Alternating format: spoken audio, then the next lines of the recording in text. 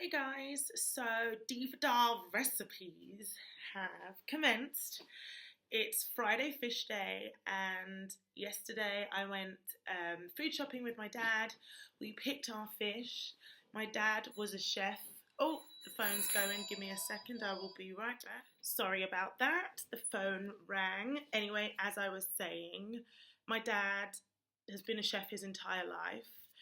So, as I've been back home, I have been getting some valuable recipe lessons from him, which has been awesome. So, we went and got fish yesterday, and then I'm not gonna lie, Dad seasoned it, and it was bomb. And he seasoned it yesterday, and he cooked his fish, and then mine was just in the fridge overnight, and then I decided to cook it today. So, what I did was I love a bit of pasta, but with trying to keep weight down and trying to, be mindful of what I'm putting in my body, carbs don't necessarily agree with me that well, make me feel really stodgy and really tired. So I try and go for an alternative. So since being back home, I've been doing the food shop and I found a good pasta that isn't really a pasta. Let me read it to you because I'm just trying to get it accurate. So it's gluten-free, egg-free, wheat-free, and milk-free pasta. Now, with all of those things being minus, you would think that it tastes horrid, but actually it's yummy and I really could not taste the difference. So that's the pasta that I was using. I don't know about anybody else, but figuring out how much spaghetti is enough is just like the impossible task. So I'll work on that for next time and I'll definitely put in, measurements and whatnot so that you guys know per person how many it is. But I just wanted to kind of give you the essence of how I cooked it. So I put my pasta on.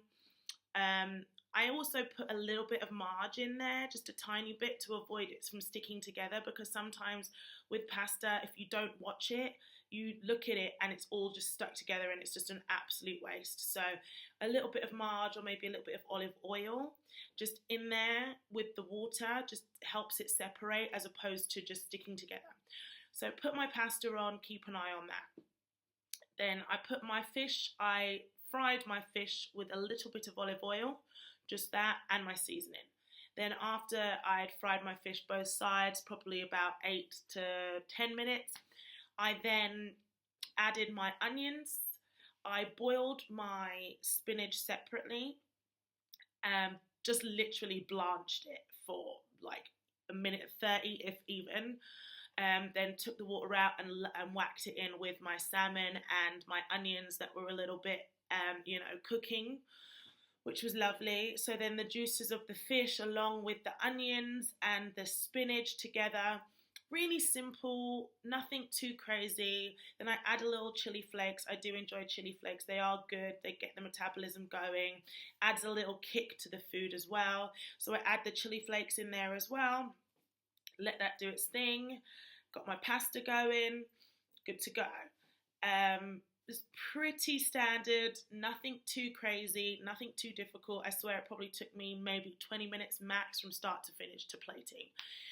So then once my pasta was ready, drained it out with a colander. I put a little bit of marg in there just for a bit of taste, a bit of salt and pepper. Whack that on the plate. Then I put, sorry, I'm burping. So gross. So then my salmon was ready. It's a really simple pan fry. I mean, it's really not that complex. Obviously, just keep an eye on it. Make sure that you don't have the fire too high or whatnot. But it's a really, really simple dish. So just both sides. Once that was done, I actually kind of took the bones out because it was a fresh piece of fish. We went to the fishmongers and got them to, cut a piece of salmon. So it did still have bones and whatnot. So I took the bones out and then I separated it off of the fillet and just kind of mashed it around so it was more of a mixture, which I thought was better for what I was doing with the pasta. So I took all the bones out that I could see, mixed it all together even more, added that to my pasta, kind of mashed it around a little bit so it had flavour everywhere. And then I do love cheese, but cheese doesn't love me. So I have a lactose-free cheese that I found that works quite well for me, that doesn't give me the bloating and all of the other unwanted symptoms that you get if cheese is not your friend. You know, it's just nice to have a little bit of that, just a little sprinkle on top of that, and just mix it all in, let it melt nicely. And then I do love my broccoli, as I said on my Insta. So what I do is I just boil my broccoli. Don't want it to be overcooked, but I definitely gave it an extra couple of minutes today.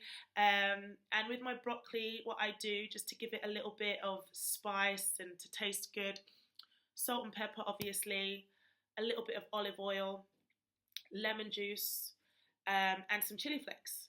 So mix that all in together nicely and whacked that on the top. And that was my lunch, and it was lovely. I really enjoyed it. I don't feel super bloated. I'm going to go to the gym in about an hour. I don't feel like I'm not going to be able to perform. And super nutritious and healthy. Feel great. And I just wanted to share my recipe, seeing as, you know, this is something that I like to do. I love to cook. Dad's been giving me some inspiration while I've been here in London, so I thought I would share it with you guys. So, simple pasta salmon dish that was awesomely yummy, that really wasn't too high in calories or fat, and definitely is good for you. You've got your spinach in there, you've got your broccoli in there, you've got your salmon in there, onions in there.